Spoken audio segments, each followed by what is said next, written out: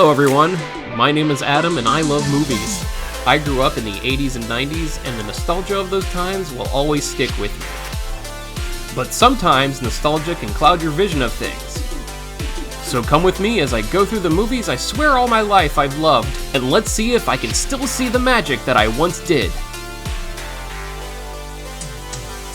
This is Adam's Retro Rewatch.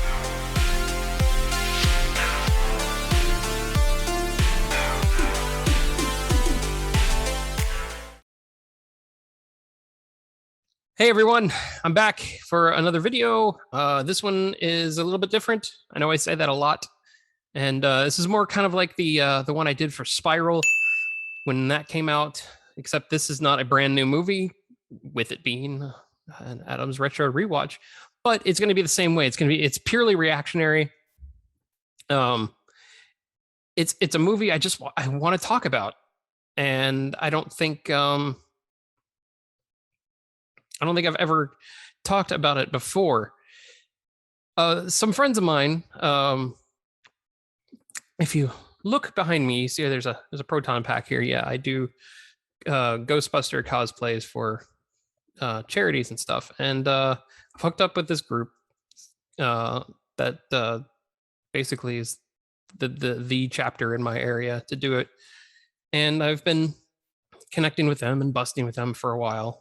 And they do charity events at movie theaters. At least they have been during the summer, because it's, rent out a movie theater. It seems like a good idea. And this, we just got back from the 1993 original Jurassic Park, and this is a movie that's incredibly important to me, and I just wanted to talk about it. Now, it's not like I haven't seen it since it came out in 93. I've watched it a lot. In fact, I watched it a lot in 93. And then when it came out on video, I watched it a lot then too. Get ready. Hold on to your butts. The adventure begins all over again. Look out! No! Be the first to get your copy of Steven Spielberg's Jurassic Park. Now on video cassette. There was a time between, say, like 98 and 2013 that I didn't see it. And that's a big, big gap. 3, Corbin Dallas. It's Fifth Element. It's not what I'm talking about. I'm such a silly goose. Anyway, I did see it in 2013 for the anniversary when it was re-released in IMAX 3D, and that was unbelievable. And I still, felt the same feelings that I felt as a kid. But I am now 41 years old. Don't tell anybody. And I haven't seen it since 2013, and it's in the theater, so I was excited, and I wore my Dr. Grant shirt, and I had a hat and stuff, and I didn't go all out like some of the people did. But anyway, I went to this fundraising event, and we watched Jurassic Park in the theater, and it was kind of cool because I think there were people there, younger people there, that hadn't seen it, or at least hadn't seen it in the theater. I don't know. There was some genuine reactions going on in the theater, and I'm not used to that. I'm not used to watching Jurassic Park and being like, oh, this is going to happen. Oh, look out. Not since 1993. Wow, it's been a long time. Anyway, a little backstory about my history with Jurassic Park. It makes it sound like I wrote the movie and I was on the set all the time. It's like, no, I've been to the location. I've been to the locations in Kauai that they shot some of the movies in, but that's just jungle. It's just jungle and a lake. Anyway, let's go back to June 11th, 1993. It was a Friday. Actually, let's go back to June 10th. 1993, I was 14 years old. Wow, was I 14 years old? No, I was 13. 1993, I was 13 years old.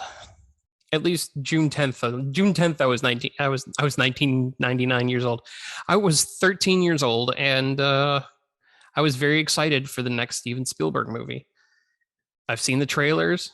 I've seen little bits of making of that the HBO used to do all the time in the 90s. Yes, HBO First Look, blah, blah, blah, blah, blah. If there was a movie called blah, blah, blah, blah, blah, HBO First Look would have that, but they didn't. I watched the stuff on E Entertainment New television when they covered movies and it wasn't just fashion and Kardashians. That almost rhymed, fashion and Kardashians. Anyway, I was very excited for this movie. And June 10th, I was able to go to the midnight release. 13 years old, going to the midnight release of Jurassic Park. And I was excited. I went with my stepbrother and we went out to eat first. I remember we went to Applebee's and it was the first time I had riblets. And that was back when Applebee's didn't just microwave everything. It's still not good. It wasn't good then. It's not good now. It's Applebee's. It's your neighborhood microwave grill. Anyway, and then we went to our local AMC 8 theater for the midnight showing of Jurassic Park, and it was packed. Not a single seat was empty, and this was back before you could reserve seats. So I don't even remember where we sat. I had to be in the middle, somewhere in the middle. I always wanted the middle when I was a kid up until just recently. I just stopped caring where I sat in theaters. But when that movie started, the entire audience was just silent from beginning to end. And that movie changed me. There was something about it. Me being a big Spielberg fan since I was 3 years old, you can ask my mother about that. Since I was 3 years old, I could say the word Spielberg.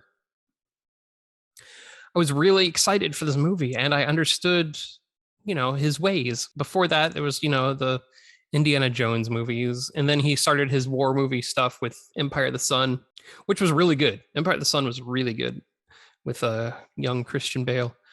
But anyway, I was still into Spielberg no matter what he did, whether it was the fun of Indiana Jones and the Goonies. He just produced the Goonies, but he had a big part in it. Anyway, from then to his serious movies, even A Color Purple, it still had that Spielberg feel to it. The heaviness didn't weigh on me when I was maybe 9 or 10, around there. Anyway, back to Jurassic Park. This movie, when it was over, it absolutely changed the way I looked at movies, the way I looked at writing movies, the way I looked at how movies were scored. This movie was like, here's my life, and this movie banged right into it and made me understand a lot of the internal workings of a movie, especially since I went into it seeing some of the making of and that kind of stuff, and knowing that these were computer generated dinosaurs and they were real to me. And that was something that really stuck with me in the realm of magic, movie magic. And it was just like a gateway to unknown possibilities. And it was eye-opening. It made me want to be a better writer. It made me want to look through a visualizing eye. I wanted to see the world through a lens. I just, everything about this movie made me love the world of movies. And yes, I've loved movies since I was 2 years old, and I've always been involved in learning about making of movies and stuff, and storytelling and the narrative and things. But something about Jurassic Park, it was just it melded. It just melded perfectly. Story to picture to screen to eye. It's not a perfect movie. It has its flaws, but it was perfect to me. I hope that makes sense. It was perfect to me. It was the movie that made me want to be who I am now. And I don't really think about it that much until I watch it. And then I'm like, oh yeah, this is the movie. This is the one. And that was something that it was always important to me. Right after I watched the movie, I got the book, I read the book, saw that it was different, didn't care. It was a different take on the story. The characters were different. The setting was kind of different. There was stuff involved that didn't need to happen. There was stuff involved that should have happened. But the movie was just perfect to me, and the book was fantastic. In fact, the movie made me read the book, which made me turn into a diehard Michael Crichton fan. My favorite book of all time is The Andromeda Strain. I've read it at least 8 times now. Whenever I feel like I want to read something that's like comfort, I'll read The Andromeda Strain. Story about a killer virus. Anyway, going to see it. Wow, almost 30 years later, it still holds up. The CGI dinosaurs don't look 90s CGI. There was a thing in the 90s where they would make a CGI monster creature thing and they would over contrast it. It was always super shiny, or just like they pasted it like it was a animation cell on top of film, and it just didn't belong there. And the dinosaurs in Jurassic Park, being both animatronic and CGI, they still look as real as they did back in 1993. And I know everyone now talks about the movies that made us episode of Jurassic Park, and I highly recommend it. I even learned some things that I didn't know. It makes me sound so pretentious. Even I learned things that I didn't even know about Jurassic Park.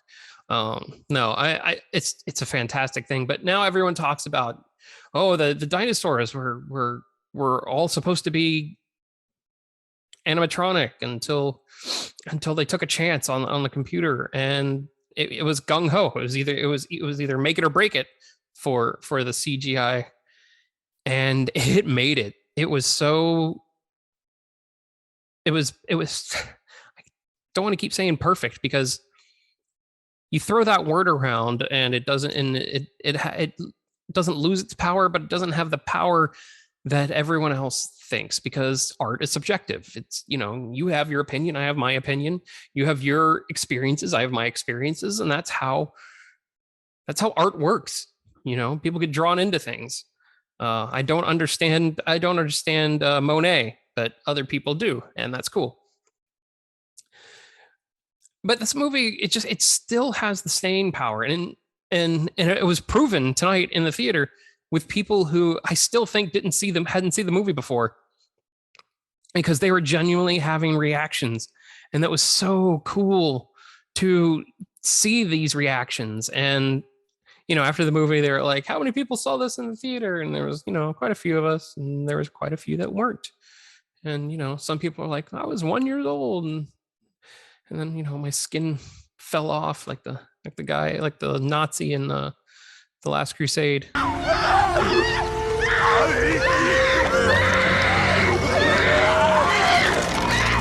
And it was kind of cool to see these people reacting to a movie that should have aged, but it didn't age. The only thing that aged was when Lex was like, this has an interactive CD-ROM, but it was a touchscreen, so it's still kind of relevant. But that was some cool stuff. That was a great experience that I had, and I want to thank the Suncoast Ghostbusters for doing their charity drives, and I want to thank them for inviting me. I have a really good time doing it, and I have at least one more to do of theirs that I went and saw. Hopefully there'll be at least one more after that, and it's a good time. If you could see old movies in the theater, do it. Be safe, be careful, make sure you're not, packed in like sardines and not breathing on each other, but do it. It's an experience that a lot of people have forgotten. Put your phone away. No need to take your phone out. Just take 2 hours and enjoy a motion picture. Enjoy an experience. And if you're like me and you go see Jurassic Park in the theater, expect to cry a lot during scenes that you shouldn't really cry at. Except the one scene that everyone should at least get misty eyed when Grant first sees the Brachiosaurus for the first time, and he's both shocked and filled with this childhood delight. That and the Triceratops. You've never seen a grown man so happy, regressing down to being a child, feeling it breathe and just feeling pure joy with every breath of it. That's part of the magic. That's part of the Spielberg magic. He knows how to pull at your emotions, and not just sad and happy, just everything. The movie's still intense. It still has the scary moments, the quick scare, not jump scares, they're quick scares. There's a difference. It leads up to these scares, but it doesn't just shoot at you, even though the one scene with coming down on the car, and that's kind of jumpy, but it's still quick. It's still something that you saw coming, Spielberg just has magic with timing. He has magic with colors, with his eye, with the background lights, and a lot of people give him crap because he does a lot of looking shots, people looking. But those shots, they bring in the emotion, because those shots aren't just people looking. Those shots are people looking at something unbelievable, or something that's bad that's about to happen, or something that's really good that's about to happen, and you can see it in the atmosphere around them. And that's the Spielberg look shot, and that's something that should be celebrated and not made fun of. But it's okay. We can all make fun of things sometimes. But yeah, sometimes I forget where the roots of my love of film come from, and this is definitely one of them. And I apologize for this video being just so rambly and pretty chaotic, but according to Dr. Malcolm, everything's chaos. See, here I'm now by myself, talking to myself. That's chaos there. But yeah, Jurassic Park is definitely on my list of top 5 movies of all time. It might not be the best movie. It might not be the most watertight movie as story and characters go, but it's one of the most special movies that I have ever experienced, and it forever changed my life. And it still hits me. It still grips me. It still fits me. I can't come up with any more rhymes. So since I can't come up with any more rhymes and I'm just rambling, I'm going to go ahead and wrap up this video right now. Tell me your thoughts on Jurassic Park. I would love to know. Just the first movie. We don't have to go into the others. A lot of people just like to put on their boxing gloves and talk about the sequels and stuff. But let's just keep Jurassic Park. I'd like to know your thoughts on the original Jurassic Park. Have you seen it recently? Do you think it still holds up?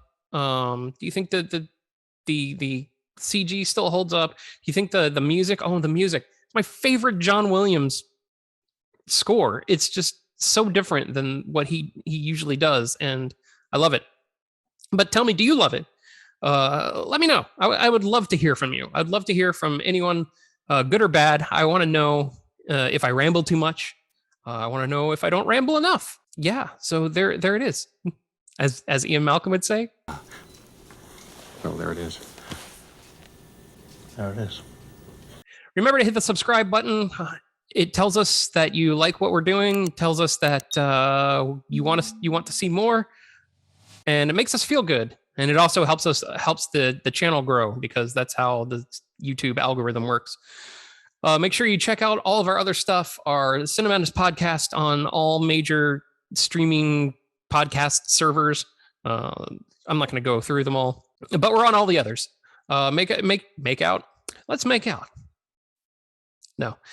Make sure you check out our other videos. We do video reviews. We have some episodes on Zoom that we did in 2020. Thank you for joining me. Thank you for listening to me ramble on about Jurassic Park. And let's hope I have some more passionate movies to talk about. I wonder what they'll be.